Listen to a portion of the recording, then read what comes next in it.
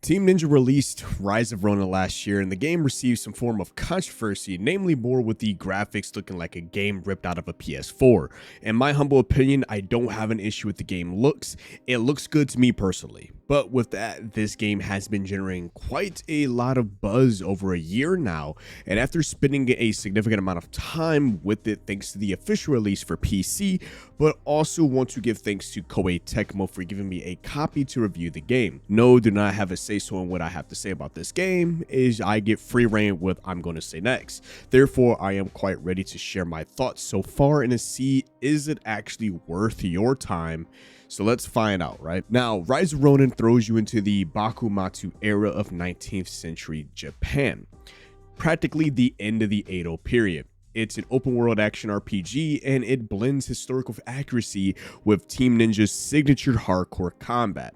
So I want to actually break it down, starting with the overall gameplay. First off, the combat. It's incredibly satisfying, and if you're a fan of Ninja Gaiden or Neo or even Wolong Fallen Dynasty, which are all three great games, you will feel right at home.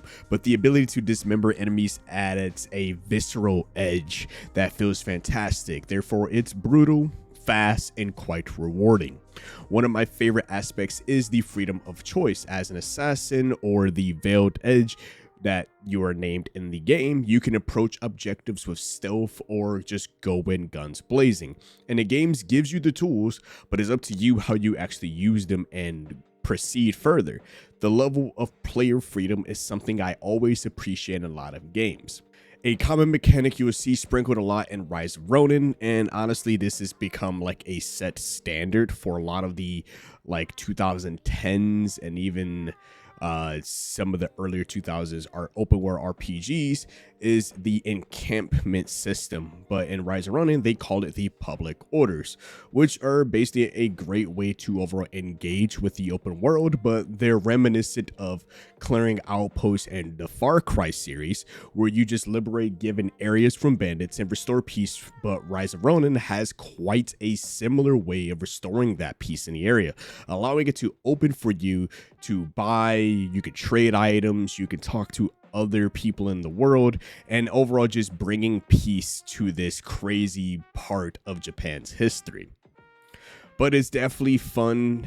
You get rewards, it helps contribute to the world, and just speaking of rewards, the skill tree is absolutely massive as well. You do get 4 main branches to be able to put your attribute points in. You get strength, dexterity, charm, and intellect. And actually early on in the game, when you're actually creating your character, you can actually drastically alter your given play style and how the rest of your gameplay is gonna go. I chose the killer standpoint, which basically made me more proficient in katanas and odachis, but I'm more strength oriented, right? And depending on what background that you want your character to be will dictate which branch will they be more, profound in. That choice you make early on really shapes your character's strengths and weaknesses, but it's deep and it encourages some form of experimentation. No, you're not just stuck to a one given set. You can be able to put attributes in all of them. It's just you will be more proficient in whatever you started out with. But one thing I also want to note is that I really enjoy about this game is the exploration. So when you are exploring the world, it just feels alive and your actions do have consequences. But the karma system and the unique encounters actually reflect some of those choices, and actually just helping people generally would just improves your standing in the world. I did have a blast seeing how my choices change the world around me. I love how decisions you make in game actually have some weight. For an example, I actually spared Gonzo during a previous mission with Ryoma Sakamoto. Now, this was quite a difficult boss fight. This man whooped my ass. He literally did BTA to me, belt to ass. Like, it was difficult. I've died probably 3-4 times. I'm like, bro, I cannot just get it right. But when I finally did it, I get a nice cutscene actually showcase that he wanted to be spared, and I'm like, you know what, that's fine. I chose the route to sparing him, and because of me sparing him, I actually ended up coming across another side mission, like not even a couple side missions after that fact, and lo and behold, he's the guy this dude is trying to get me to kill, and he's like, whoa, that's not me, I'm not doing that. How about I join you? I have him join me, and then boom, we take out the guys who threatened to kill him. Apparently they were under some form of suspicion.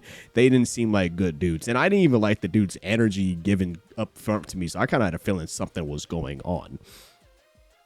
But by doing good deeds in the world and meeting new characters, you obtain bonds with these people, man, allowing you to even get better fighting styles. And speaking of those fighting styles, right, Team Ninja has really perfected combat. I swear to God, man, the last few games they've made, Neo 1 and 2, the Ninja Gaiden 2 remake, we have Ninja Gaiden 4 coming out, Wolong Farland Dynasty, like they really perfected combat, and it shines. And when you play Rise of Ronin, it really shines through the various combat styles you can actually get between there. And then of course they're also good at these executions, man. They are brutal, but it fits the game's tone. When you understand that the world and the time place you're in, and just the way that's how it used to be back in the day. Any history buff that knows a lot about Japan's earlier days, samurai were cutthroat. They did not give a shit. So it's definitely something to really like hold on to when you're actually fighting through the different enemies. But it's also just a natural evolution from Neo. And Neo, there were multiple styles to use on your weapons, and it was also actually the same in even Wolong Fallen Dynasty. Just each style just feels distinct and just overall different, and can handle many different situations that you'll come across. Many different enemies have different ways of fighting, and you can build your style and swap between styles based on how good or bad you are to that style. And it makes it overall just crucial to survival. And keep in mind, survival is no joke. The game is tough as shit, and of course you can't just button mash your way through encounters. You have to really time your parries, learn the enemy's patterns, and just get those precise combos down to be able to deal the at most amount of damage output, right? This game can be hard as fuck and it's challenging, but that's what makes it so rewarding. And another rewarding thing I want to highlight is the building the bonds with these warriors. Like I was talking about Gonzo, I want to talk about Ryoma Sakamoto. He is definitely one of my personal favorites. You meet him, he's one of the first people you meet when you get done with the prologue. His personality in itself is infectious, and the interactions that we have with him are quite enjoyable. But in Rise of Ronin, the bond system is a core mechanic that deepens your connections with the game's characters and world. As you progress, you will actually encounter various different warriors and influential figures, and through those interactions, the quests, and just shared experience, you can actually forge bonds with them. Now, these bonds aren't merely superficial. They unlock unique perks and combat styles, even alter the course of the story. Building strong bonds with characters like Ryoma Sakamoto provides access to their special abilities, the equipment, and insights into the game's narrative, enriching both your overall combat strength and as well as understanding of what was really going on in the Baku Matsu era. Furthermore, I do want to say the bond system is intricately tied to the game's decision making. Your choices during missions and conversations directly impact your relationships. Sparing an enemy, like I said, I spare Gonzo. Assisting any character you find in need, or aligning with a particular faction can overall strengthen or weaken your bonds that you make throughout your journey. This system creates a sense of consequence and also allows for people to have their very own personalized playthroughs, where not everybody's playthrough will be the same as the others, where your overall relationships with characters shapes your journey and the world around you. The bonds you cultivate not only provide gameplay advantages, but also adds emotional weight to your decisions, making the world feel just a bit more dynamic and a bit more responsive. Now, I do want to talk about something about the visuals and audio. Yes, the graphics have faced some criticism for looking a bit last gen, but honestly, I think it looks good. Like I said in the beginning of the video, the art style is solid, the world is quite detailed, the cutscenes are well directed, and the fight choreography in those said cutscenes are pretty good, even at 30 frames per second, since I actually forgot to change the FPS in the settings when I started the game. You can actually change the FPS of your cutscenes between, I think, 30 and 60, and I kind of just left it at 30 for completely forgot about it. But I also wanted, like, the open world, man. The design complements the gameplay perfectly. It gives me a feeling that I'm playing like Neo, Wolong, and got that open world aspect of like Ghost of Tsushima, and just being able to like ride your horse and teleport between banners just makes exploration efficient and enjoyable. Like, you're not punishing your players in your own open world, and I like that about open world games, where it feels alive, but I actually get a mount and I get to like transport myself from like longer distances instead of me just having me walk. If I want to walk, that's fine. If I want to travel without teleporting, that's fine. If I want to take in this area, but at least give me the option to like speed things up with the banner teleportation. Team Ninja has done a great job at actually recreating the later days of the 1800s Japan, being able to let us players explore that historical landmarks, and it's a overall treat for anybody who's a history buff out there. I like my good source of history. I like geeking out about the games that are allowing us to relive these things, especially like Dynasty Warriors, and I love like Samurai Wars. Just learning it in a new medium is really great too. However, the game is not without its flaws.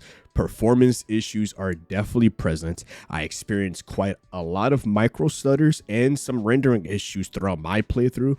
Now, no, nothing is game breaking, but it is noticeable. Hopefully, these can be addressed in future updates to the game, since it's just now coming out to PC after being exclusive to PlayStation. The audio design is also solid. The soundtrack really captures that atmosphere of the era, and the sound effects are impactful, especially when you're knocking out those executions. One thing I do want to make note is the voice acting is very well done, especially Ryoma's voice actor. The voice actor really brings out this energy in Ryoma that I love so much, especially when Ryoma is the most influential warrior to help shape Japan into the country that it is today. So the biggest question of this video is, should you play Rise of Ronin? If you're a fan of Team Ninja's previous work, the hardcore action games, and historical settings, then absolutely. The combat is incredibly satisfying, the world is engaging, the story is compelling. Despite the performance issues, because overall, I feel like that is the biggest thing that can be holding this game back, is the performance issues. The overall experience is fantastic on PC, but I can tell where the hatred is coming from is the performance issues. Koei, all you have to do, just do a couple of hot fixes, fix the game a little bit.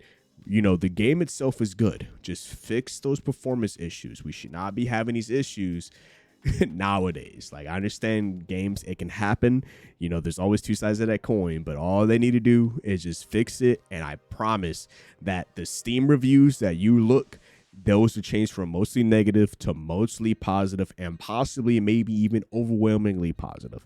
This game is fun. It is a nice like take at the later parts of Japan.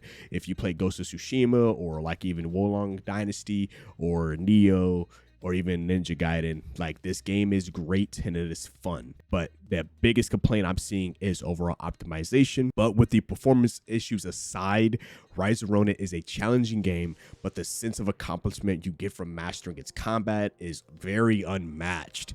And you feel that in all of their games. The decision making and bond system adds a layer of depth that makes it stand out from a lot of other games that we've been getting as of recently. Ultimately, Rise of Ronin is a worthy addition to Team Ninja's lineup. It's brutal, beautiful, and rewarding experience. And if you're looking for a challenging action RPG with that rich historical setting, give it a shot. But let me know what you think of Rise of Ronin. Did you play it back on the PlayStation, or are you playing it currently on PC? I'd like to hear your guys' thoughts. And if you enjoyed this review, then please like and subscribe for more RPG content. Stay safe out there. It's been your host, KICTV, signing out. Peace.